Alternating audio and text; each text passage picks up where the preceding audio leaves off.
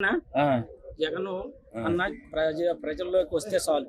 అసెంబ్లీకి వచ్చినా రాకపోయినా అన్న ప్రజల్లో మాటలు గాలిలో పోతాయన్న, అసెంబ్లీలో తీర్మానాలు జరుగుతాయన్న. ఒక్క మాట చెప్పన్నా జగన్ అవసరం లేదన్నా, మీరు చేయండి అన్న శాసనాలు.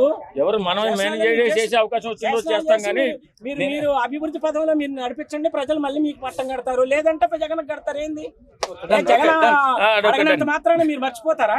మర్చిపోతారండి అన్న. రాజకీయం అంటే మర్చిపోతారంటే మీకు 124 సీట్లు ఇచ్చింది కూడా మర్చిపోతున్నారు.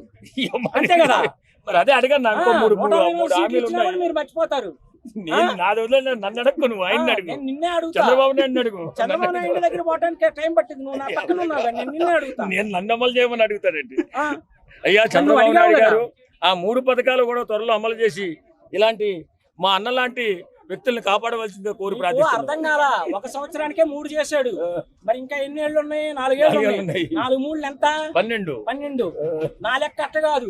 ఈ సంవత్సరానికి 3, వచ్చే సంవత్సరానికి 6, తర్వాత 6 6 12, 12 12 24, 24 24 48. 48 పథకాలు అమలు చేయాలా? చేపిస్తావా? మీరు చెయ్యండి. చేయమంటావా? చేస్తే మీకే వస్తుంది. ఈసారి 164 కాదు, 175 175 అలాగే వాళ్ళు మిగలలేదన్నా. 175 కాబట్టి 200 వేసుకో. 150 చాలన్నా.